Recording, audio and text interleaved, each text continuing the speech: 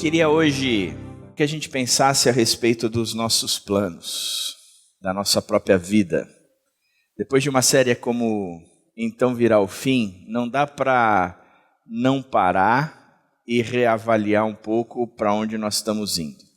Entendendo que Jesus Cristo voltará um dia, isso traz para nós a responsabilidade de avaliar se o que estamos fazendo está de acordo ou não com o projeto dele para as nossas vidas.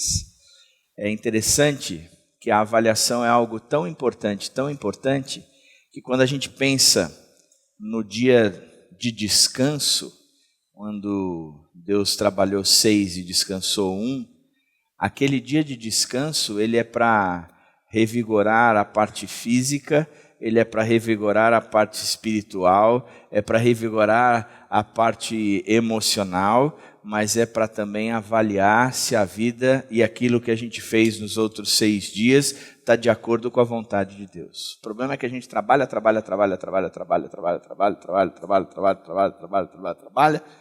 aí a gente tirou o dia de descanso. E o que a gente faz no dia de descanso? Trabalha. Vai arrumar a casa, vai trocar lâmpada, vai varrer o quintal, e faz, e entra outra semana e a gente está exausto. E a gente vai tocando a vida sem parar para analisar se o que estamos fazendo é certo ou não, ou está na linha certa, na direção certa ou não. Por isso que de uma certa forma, um dia como este, o domingo, ele é importante para mim e para você. Ele é importante porque a gente se reúne como família para diante de Deus poder avaliar a própria vida e aquilo que a gente vem fazendo durante a semana. Saímos daqui olhando o que fizemos, mas também olhando para onde nós devemos ir. Então, um encontro como este é uma proposta de Deus exatamente para isso, para a gente poder também, no meio de todo o nosso agito semanal, dar um tempo para avaliação. Essa é a principal razão, ou o principal objetivo que eu quero trabalhar nessa manhã com vocês. E para isso, eu vou pegar um texto de Isaías 43, 18 a 19, e o texto ele diz assim: esqueçam o que se foi, não vivam no passado. Vejam, eu estou fazendo uma coisa nova, ela já está surgindo, vocês não a reconhecem? Até no deserto vou abrir um caminho e riachos no ermo. Olhando para esse texto, é um texto que nos enche de esperança. E a volta de Jesus Cristo, ela nos enche de esperança. Porque isso aqui tudo vai passar, nossas aflições passarão, as nossas lutas cessarão, a nossa dor vai acabar um dia quando Jesus Cristo voltar. Por isso nós podemos olhar para frente e nos encher de esperança, sabendo que todas essas aflições e essas lutas vão cessar. Entretanto, até lá, o que é que nós precisamos fazer de forma simples? Quando a gente avalia os nossos planos, a gente avalia o que a gente tem feito e a gente faz uma avaliação, uma autoanálise. Vou avaliar como tem sido o meu desempenho dentro da empresa. Eu sou casado com a Dani é formada em administração de empresa com ênfase em RH. Eu sofro uma análise de desempenho 360 graus em todas as áreas da minha vida. Tudo ela me avalia, tudo. Foi treinada para isso. Ela viveu nesse ambiente, então ela tudo, não está certo assim, não está assado desse jeito. E interessante que a avaliação é sempre mais negativa do que positiva, não é mesmo? Então é sempre mais, olha, eu estou te falando isso, mas é para o seu bem. Eu falei, pronto, senta que lá vem a pancada. Mas o fato é que a gente aprende que é necessário e fundamental uma avaliação. Esse texto, ele nos ajuda a pensar em algumas coisas em relação à avaliação dos nossos planos. A primeira característica é que pare com as desculpas. O texto diz, esqueçam o que se foi.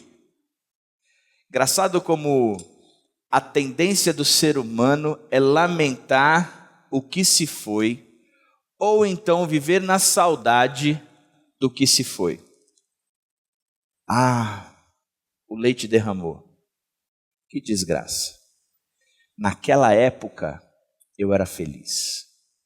Quando eu estava trabalhando na empresa tal, e eu tinha o salário tal, e vivia num padrão tal, naquela época, eu era feliz.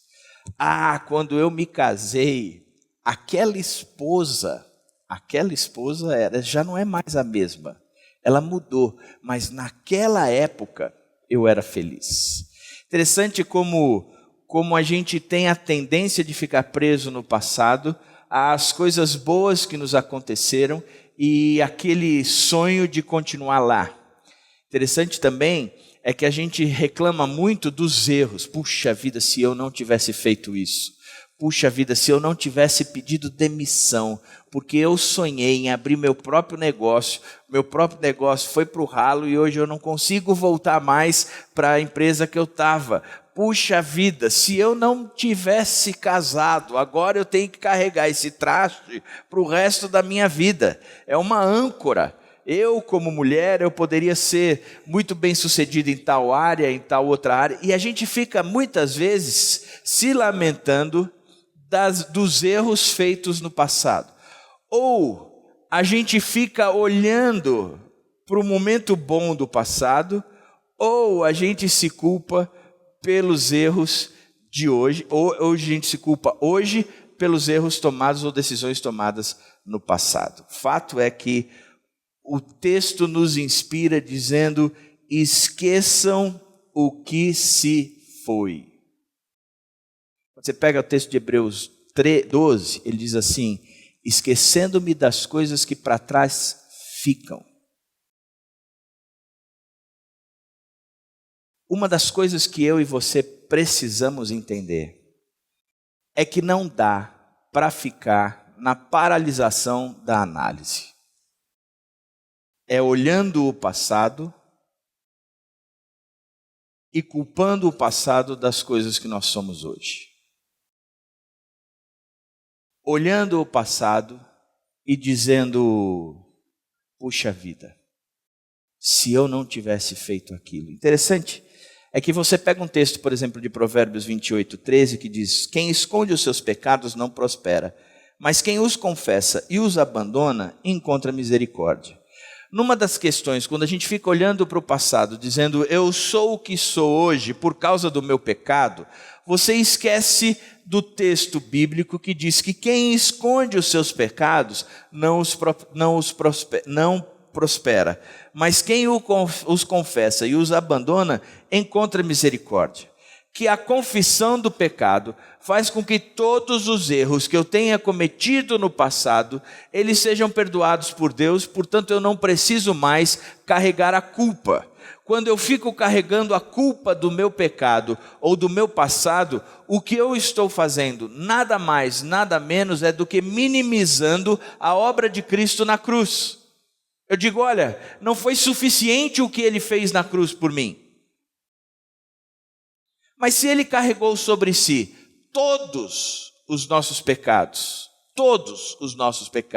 se ele se fez maldito por causa de todos os nossos pecados, quando ele subiu naquela cruz e disse, está consumado, o preço do pecado já não paira mais ou não pesa mais sobre mim.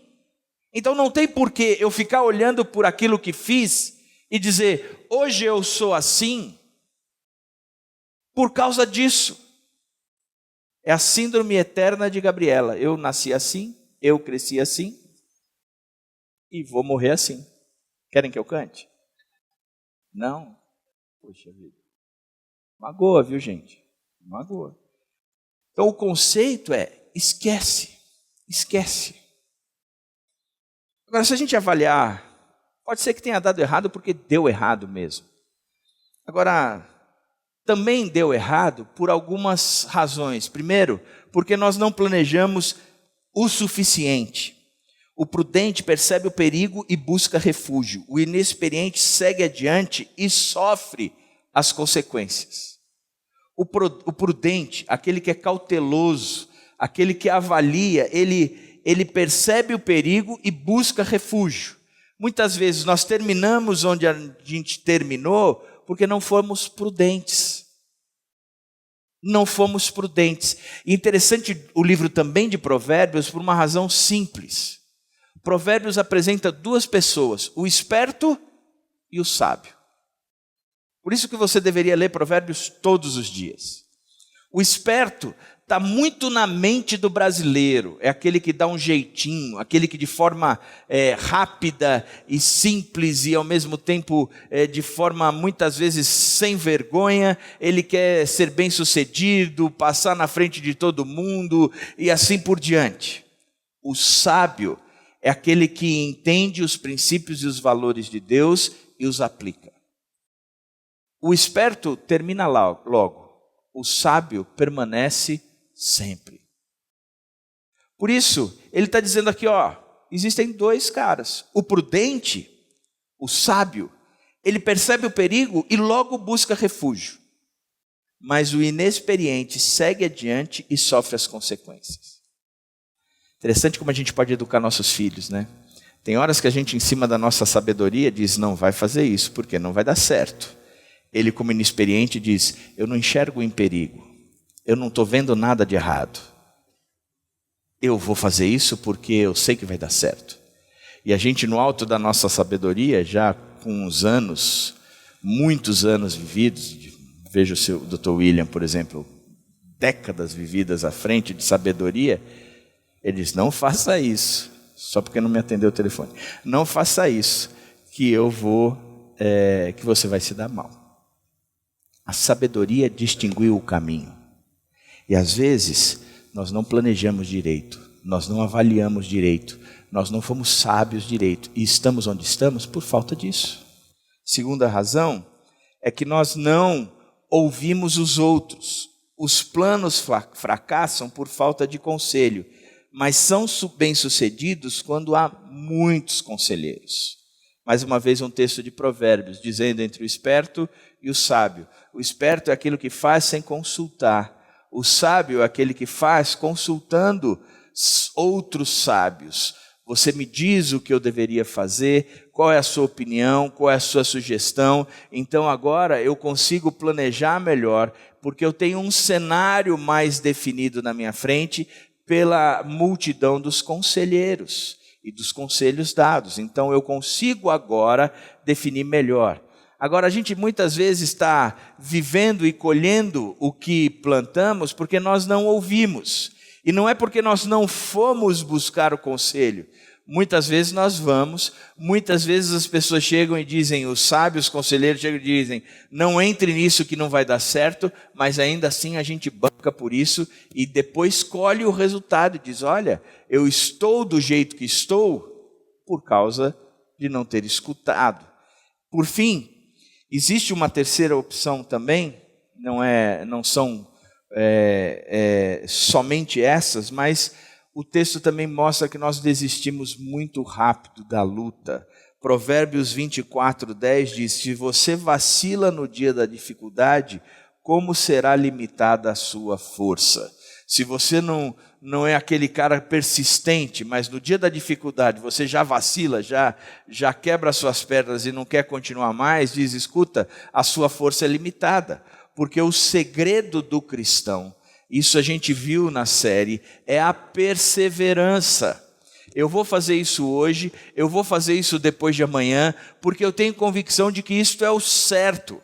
Talvez agora eu não enxergue, eu não entenda, eu não colha este fruto imediatamente, mas o ser cristão não é aquele que se alimenta de refeições encontradas necessariamente em fast food, porque vai alimentar o imediatismo, eu preciso comer e comer agora.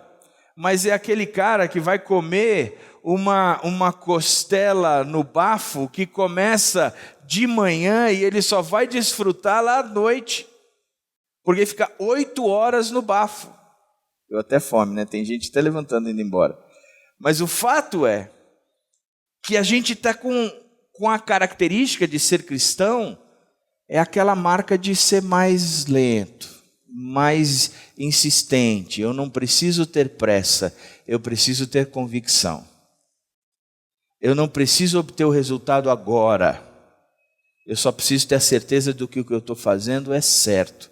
E o resultado eu vou colher no tempo de Deus, porque aquele que começou a boa obra em nós há de completá-la até o dia de Cristo. Esse é um dos versículos que eu mais luto, porque se eu pudesse mandar uma errata para o céu dizendo que a Bíblia errou num ponto, foi nesse versículo, que é onde Jesus começou a boa obra em nós, há de completá-la até o dia de Cristo. Eu diria não, aquele que começou a boa obra em nós há de completá-la até o dia que eu disser basta. Entendeu? Quer dizer, aí já deu, já aprendi, não precisa continuar. Mas se continua é porque não deu, porque eu não aprendi. Tem coisas do meu caráter que precisam ser modificadas. Eu preciso aprender a depender mais de Deus. Eu preciso continuar perseverando, porque o tempo de Cristo não se viabilizou ainda na minha vida. Portanto, a característica é de que nós desistimos muito rápido. Quer ver como nós desistimos muito rápido? Ouça os pedidos de oração dos seus pequenos grupos. A cada semana é praticamente um pedido novo, sem que o anterior tenha sido alcançado. Verdade ou mentira, gente? Primeiro porque a gente não avalia direito, nós não planejamos direito, nós não ouvimos os outros, então os problemas sempre estão mudando para a gente. Mas o fato é que às vezes a gente está pedindo por uma coisa, nem obteve o resultado, já deixou de pedir e está pedindo por outra coisa. E a Bíblia nos ensina que a gente tem que parar com desculpas. Avaliou, viu que está errado, pare com desculpas. Arregace a manga e corrija o seu caminho. Não fica só no choro do leite derramado, na síndrome de Gabriela. Levante-se e toque em frente, esquecendo das coisas que ficaram para trás e olhando para o autor e consumador da nossa fé, Jesus Cristo. Como é que a gente esquece das coisas que estão para trás? Olhando para Jesus Cristo. A gente não caminha para frente de costas. A gente caminha para frente olhando para Jesus Cristo. Aquelas pessoas que vivem apegadas no passado é porque ainda não olharam para Jesus Cristo, o autor e consumador da fé. Segunda característica, ou que o texto nos ensina, é que nós podemos analisar sim a situação. Não vivam no passado, o texto disse, mas isso não quer dizer que a gente possa dar uma breve analisada, enxergar o que aconteceu, olhar para frente e aquilo que eu preciso corrigir. Jesus Cristo, ele sempre tem que ser o nosso referencial. Quando no passado você ia arar a terra com um boi, você colocava o arado, isso eu sei porque eu trabalhei muito na roça, mas eu tenho um sogro que trabalhou muito na roça. Você pegava o arado, atrelava, sei lá eu, no boi, e você olhava firmemente para um ponto. E aí você tocava o boi e ia segurando o arado. Quando você olhava para trás, a linha estava reta, porque você tinha um referencial. Tanto que é dada a história de um sujeito que olhou para um ponto branco lá na frente, bem na frente, e ele tocava o boi em relação ao boi, ele olhava para trás, estava tudo torto, a linha o sulco que era feito na terra. Quando ele foi ver, o ponto na frente era outra vaca. Então ela se movia e ele ia atrás dela olhando o ponto. Então perdia o sulco na terra, não ficava alinhado. Mas nós podemos avaliar e quando olhar para trás, ver se foi corrigido ou não, está reto ou não, porque nós temos um ponto à frente para olhar. E este ponto é que nos direcionou. A análise sempre tem que ser feita em direção a Jesus Cristo. Ele é o nosso referendo. Eu olho para ele, eu olho para mim. Eu olho para ele, eu olho para mim. E eu vejo se o sulco está reto, alinhado ou não. Tem um outro texto que diz o seguinte: será que foi inútil sofrerem tantas coisas? Se é que foi inútil. Texto de Gálatas, Paulo ensinando aos Gálatas, dizendo: escuta, Será que todo esse sofrimento foi inútil? Para, olha e veja o quanto vocês cresceram. Para, olha e veja o quanto vocês dependeram de Deus. Para, olha e veja o quanto vocês aproveitaram do relacionamento com Deus. Mas para olhar. Não é ficar paralisado na análise, olhando para o passado e lamentando, mas é olhar para o passado e ver o quanto as coisas boas já aconteceram e o quanto as coisas precisam modificar na minha vida. Mas eu preciso tomar uma decisão em prol de querer modificar em cima de tudo aquilo que Deus já está fazendo na minha vida. O meu problema é que eu continuo com um óculos que olha para Deus pedindo coisas que Ele precisa fazer. As nossas orações, e eu não canso de dizer isso, elas são mais uma lista de tarefas para Deus do que o contrário. Deus, o Senhor precisa modificar meu filho, o Senhor precisa modificar o meu outro filho, o Senhor precisa modificar minha esposa, o Senhor precisa modificar meu trabalho. No meu trabalho, o Senhor precisa modificar o meu chefe, precisa modificar o meu bônus, precisa modificar o quanto eu vou ganhar por mês. Também precisa modificar os clientes para que eles me ouçam e compram tudo aquilo que eu estou propondo. Na minha família também, o Senhor precisa levar minha sogra, não aguento mais. E a gente passa a lista, em nome do Senhor Jesus, amém. Em nome do Senhor Jesus, o que você orou? A lista que Deus precisa cumprir? Isso é loucura. Isso é loucura. Porque quando eu olho para Jesus Cristo, que é o autor e consumador da minha fé, e eu esqueço das coisas que estão para trás, eu vou olhar para Ele e eu sei quais são as coisas que Ele precisa fazer em mim. A minha oração passa a ser: Senhor, eu preciso vencer esse pecado, eu preciso me posicionar com o Senhor, eu preciso crescer com o Senhor, eu preciso mudar o meu pensamento, eu preciso mudar a minha vida, eu preciso perdoar tal pessoa, eu preciso amar a outra pessoa, eu preciso demonstrar. Por isso, Deus, eu preciso fazer um monte de coisa. Me ajuda. E essa oração eu faço em nome do Senhor Jesus Cristo. Mudou o foco. Por isso que a análise muda também. Eu olho para a situação, olhando para Jesus Cristo e olhando para mim mesmo. Daí a gente começa a entender um monte de coisas, né? Sabe por que vocês não têm nada? Porque vocês não sabem pedir. Se vocês pedissem certo, vocês teriam. E por que a gente não sabe pedir? A gente não sabe pedir porque a gente pede errado, mandando Deus fazer um monte de coisas, sendo que a nossa oração deveria ser o contrário. Senhor, eu reconheço tudo o que eu preciso fazer. Não tenho força, mas a gente cantou. Coloca isso, o obedecer no meu coração. Não cantamos isso? Eu não lembro a letra, você deve lembrar mais do que eu. Eu posso cantar, se você quiser. Valeu, Yara. Mas eu digo que são situações aprendidas, colocadas no coração, que nos levam à obediência. Terceira característica, use a fé. Vejam, eu estou fazendo uma coisa nova. O grande problema é que no meio dos planos fracassados, a gente tem a dificuldade de entender que Deus é capaz de transformar todas as coisas para o bem daqueles que amam a Deus. A gente tem a tendência a achar que nós estamos sendo punidos por Deus. A gente tem a tendência a achar que Deus nos castigou e nós estamos pagando o preço de todas as decisões, erros e as circunstâncias que tomamos. Então a gente coloca a nossa frustração e começa a dizer: Deus já esqueceu de mim.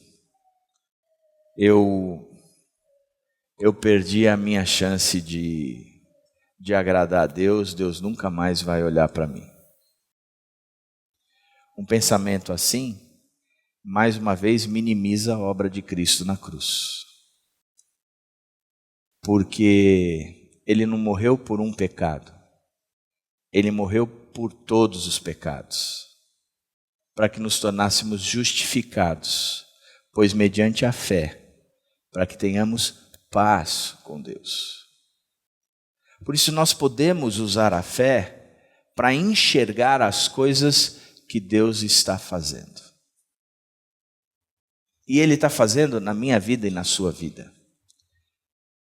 Quando nós lemos o texto de que todas as coisas cooperam para o bem daqueles que amam a Deus, significa que todas as coisas da nossa vida cooperam e Deus tem a capacidade de torná-la capaz de ser para o nosso próprio bem. Porque Deus é o único que sabe quais são os planos que tem a seu respeito. Planos de paz e não de mal, para vos dar o fim que desejais. Que nada é perdido. Nada é perdido. Vejam, eu estou fazendo uma coisa nova. E aquele crente que é sério com Deus tem que entender que a vida inteira dele é em cima dessa afirmação. Deus, eu sou sério com o Senhor. Eu busco uma vida íntegra com o Senhor. Eu vivo para o Senhor, mas estou passando por isso. Por que eu estou passando por isso? Derramei o leite e agora estou chorando. A frase é: vejam, estou fazendo uma coisa nova. E a gente se apega nisso. Todas as coisas cooperam para o bem daqueles que amam a Deus. O que eu estou sofrendo e o que eu estou passando é uma coisa nova que Deus está produzindo na minha vida. Existe um texto de Mateus 9:29 que diz: e ele, tocando nos olhos deles, disse: que lhe seja feito segundo a fé que vocês têm. Conta a história de 2 cegos e um mudo que foram atrás de Jesus. O mudo se direcionava, só pode ser, o mudo direcionava onde Jesus estava e os cegos gritavam, porque o inverso não dava para acontecer. E os mudos pediam: Senhor, tem misericórdia, tem misericórdia, tem misericórdia. Aí Jesus disse: está legal, estou aqui, quero conversar com vocês. O que é que vocês querem? Nós queremos ver. Então tá bom. E ele toca nos olhos deles e eles passam a ver. E ele diz: que lhe seja feito segundo a fé que vocês têm.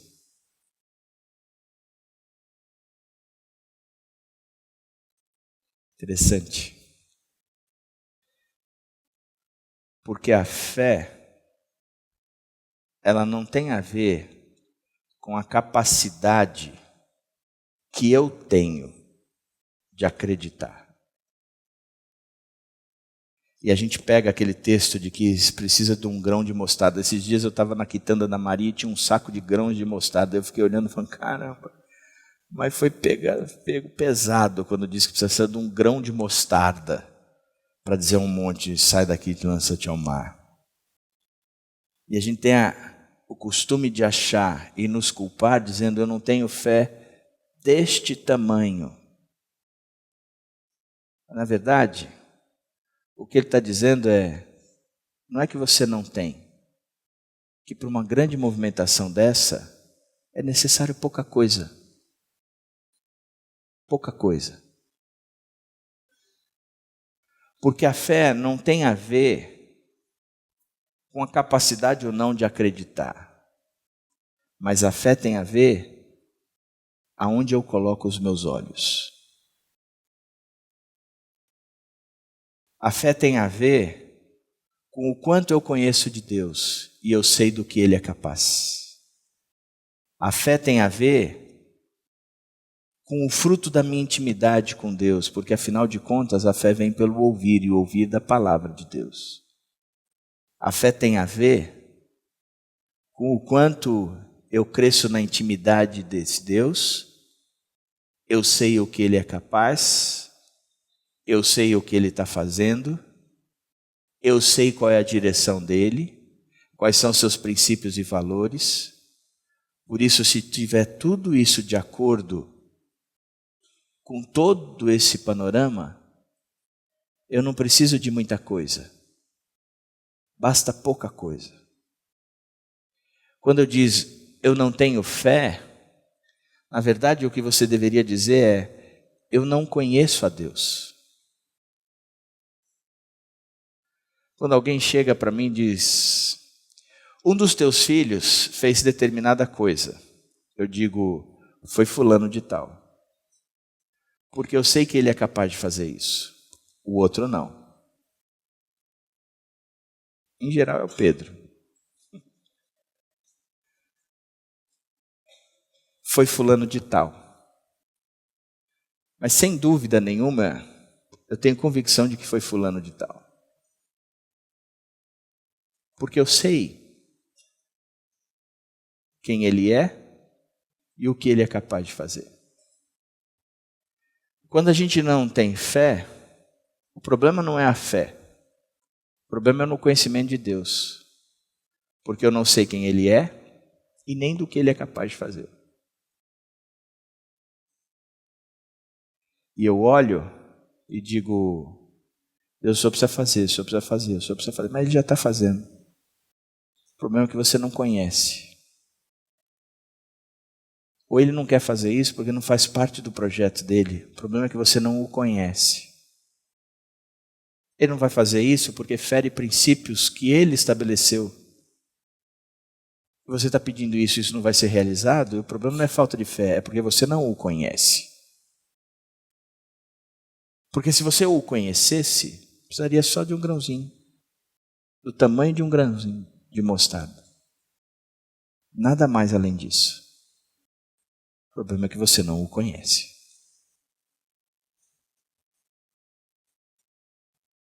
Como é que a gente o conhece? Como é que a gente aumenta a fé? A fé vem pelo ouvir e ouvir da palavra de Deus. Quanto mais eu conheço a Bíblia, mais eu conheço a Deus, mais eu sei o que Ele é capaz de fazer, mais eu sei como Ele age e assim por diante. Use a fé quando os planos deram errados. Quarta característica: sincronize os seus pensamentos. Ele já está surgindo, as coisas novas. Vocês não a reconhecem? Eis que faço coisas novas, Deus disse. Ela já está surgindo e vocês não a reconhecem. Não são capazes de entender. Não são capazes de colocar na cabeça de vocês que isso está e viver de acordo com o que vocês pensam. Presta atenção. A principal parte do nosso corpo que precisa se converter, e esta parte se convertendo, todo o restante se converterá, não tem a ver com a língua, mas tem a ver com a mente.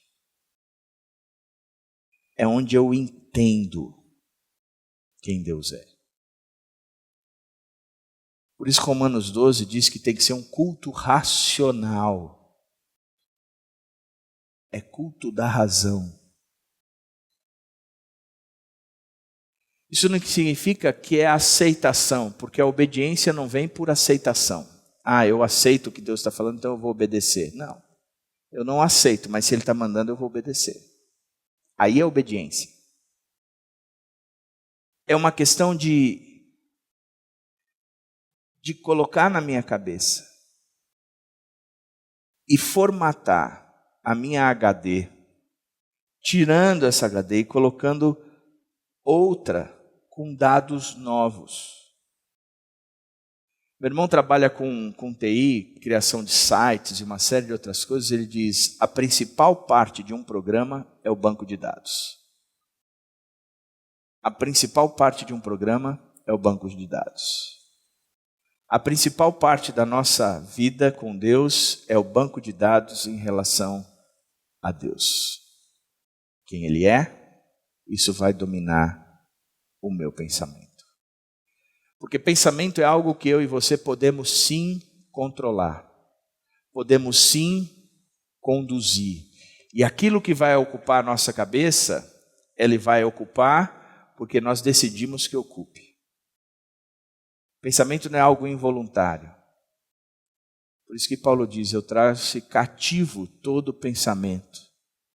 Eu trago cativo, é prisioneiro, é escravo os meus pensamentos. Ele também acrescenta dizendo o seguinte, finalmente, irmãos, tudo o que for verdadeiro, tudo o que for nobre, tudo o que for correto, tudo o que for puro, tudo o que for amável, tudo o que for de boa fama, se houver algo de excelente ou digno de louvor, pensem nestas coisas. Você quer reconhecer o que Deus está fazendo? Já que você tem uma base de dados fundamentada no que Deus já ensinou, e a gente viu no ponto anterior, o próximo ponto é alimentar os nossos pensamentos, colocando um filtro para que os nossos pensamentos sejam de acordo com o que Cristo nos ensinou. Para isso, eu tenho que fazer determinadas perguntas. É verdadeiro o que eu estou pensando? Se não é verdadeiro, sai fora.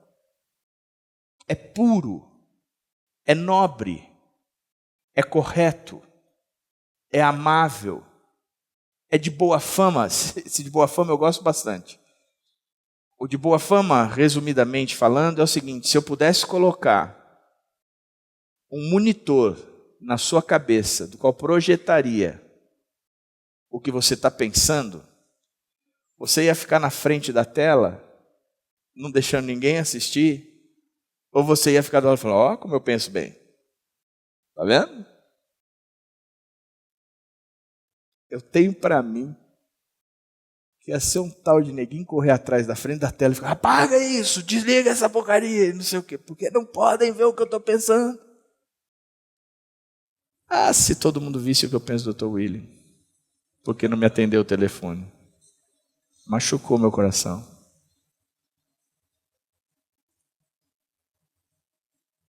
Isso porque eu queria bater um papo só.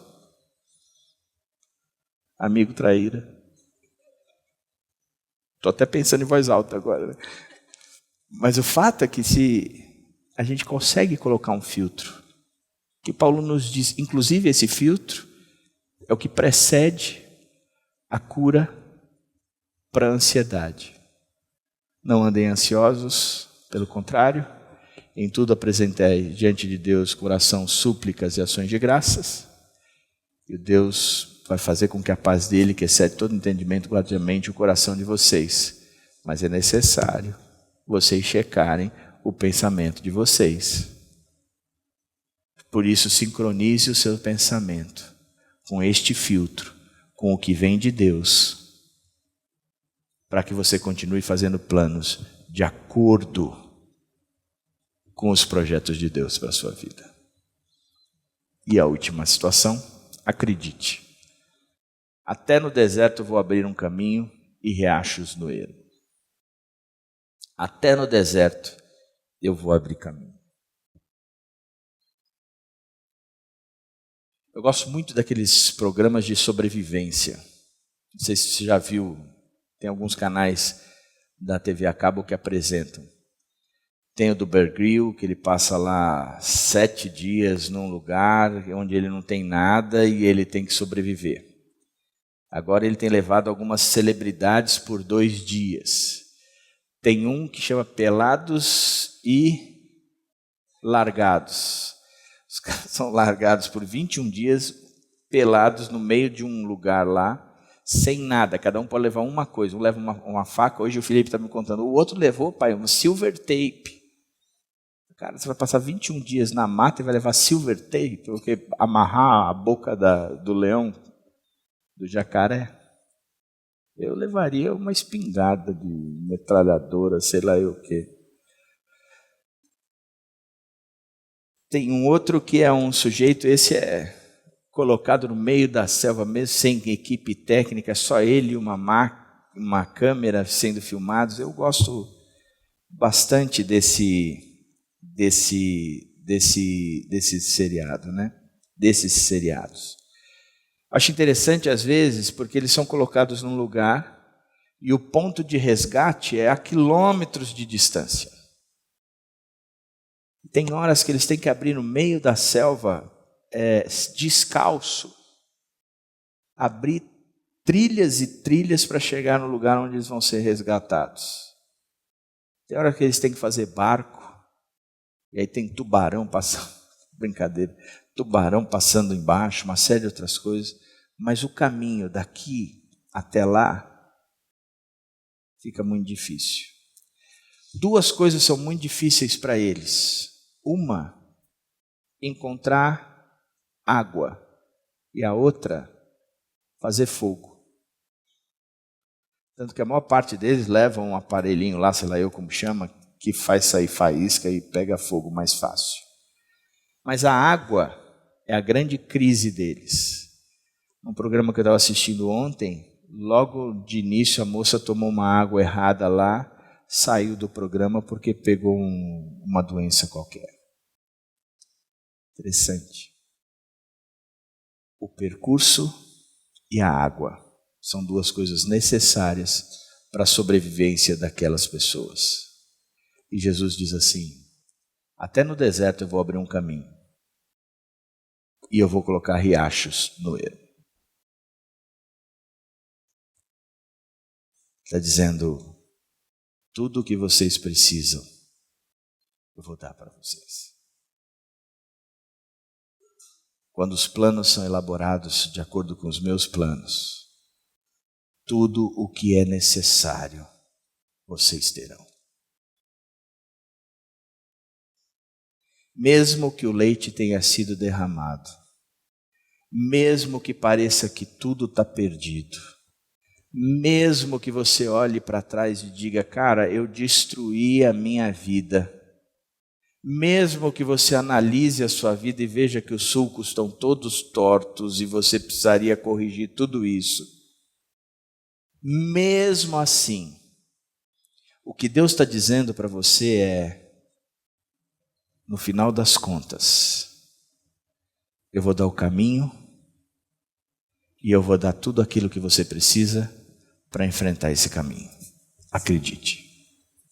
Acredite. Acredite. Sabe o que é bacana no cristianismo? O cristianismo não é uma filosofia nem uma religião. O cristianismo não é um conjunto de dogmas, crenças e teorias teológicas. O cristianismo se apresenta como um relacionamento com Deus. É amizade, é vínculo.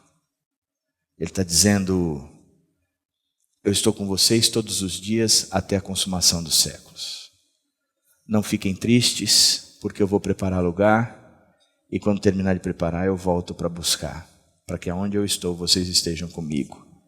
Mas enquanto isso, eu vou deixar para vocês um outro Consolador. O Deus Espírito Santo vai caminhar com vocês. Ele é o Deus que nos conforta, Ele é o Deus que nos consola, Ele é o Deus que nos convence do pecado, da justiça e do juízo, Ele é o Deus que faz infinitamente mais tudo o que pedimos ou pensamos, porque Ele é o poder de Deus que opera em nós, Ele é o nosso selo, Ele é o que nos diferencia de todo o restante da humanidade, porque com Ele nós somos tidos e confirmados como filhos de Deus. Ele é quem intercede por nós com gemidos inexprimíveis. É Ele que quando Deus olha diz, o sujeito me pertence porque eu estou vendo ali a minha garantia. O Espírito Santo habita nele. É Ele quem produz em nós a alegria, o amor, a paz, a bondade, a benignidade, a fidelidade, a mansidão e o domínio próprio. É Ele que nos ajuda e nos faz enfrentar a luta contra o pecado que habita em nós. Porque este mesmo Espírito que vivificou Cristo dentre os mortos é o mesmo Espírito que vivificará o meu e o seu corpo mortal. Por isso nós podemos deixar de dizer, desventurado homem que sou, porque não faço o bem que quero, mas vivo fazendo o mal que não quero, porque o Espírito Santo nos capacita a fazer o que Deus quer que façamos. Ele é o Deus presente. Ele é o diferencial. Enquanto todas as outras filosofias, religiões, seitas estão dizendo o preço que se paga, ou que tem que se pagar para ter algum tipo de relacionamento, o que Deus está dizendo é: o preço já foi pago por mim naquela cruz, você não precisa mais fazer nada, porque você já tem o meu perdão. O vínculo entre nós, por causa da tua fé e por causa da minha graça, foi aplicado na sua vida. E digo mais, vocês não estarão sozinhos, o Espírito Santo está aí, para lhe ajudar na caminhada até que eu volte. Por isso acredite, que enquanto estivermos lutando até que Jesus Cristo volte, a nossa luta não é exclusiva minha, mas é uma luta do Espírito Santo por mim, em mim e comigo. A diferença é enorme. Até no deserto eu vou abrir um caminho e riachos no ermo. Ainda tem um outro texto que ajuda bastante, quando ele diz: esta é a palavra do Senhor para Zorobabel, não por força, nem por violência, mas pelo meu espírito, diz o Senhor dos exércitos. Uma vez Jesus chegou para os seus e disse: sabe por que vocês erram? Porque vocês não conhecem nem a palavra e nem o poder. O problema é que muitas vezes também a gente acha que eu só preciso conhecer a Bíblia, e estudar a Bíblia, e crescer no conhecimento da Bíblia. Isso é fundamental. Mas se eu não deixar o Espírito Santo de Deus pegar a Bíblia e aplicar na minha vida, e me transformar, não vai ser por força, eu tentando, mas é uma rendição diante desse Deus que vai fazer a abertura de caminhos no deserto e a criação de riachos no ermo. Que tudo aquilo que eu preciso, Ele já nos concede, Ele já nos dá, e de graça, porque nos ama. Por isso acredite, acredite. Não há leite derramado que não possa ser colocado de novo na leiteira, pelo Espírito Santo.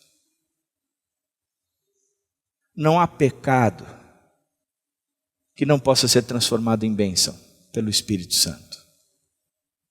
Bênção no sentido de que você cresce, amadurece e se torna mais parecido com Jesus Cristo. Por isso acredite, acredite. No meio dos seus planos todos, é necessário uma avaliação.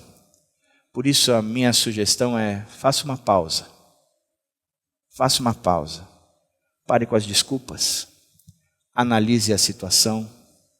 Use a fé. Sincronize os seus pensamentos. E acredite. E acredite. E Deus é capaz de fazer infinitamente mais. Deus é capaz de fazer infinitamente mais.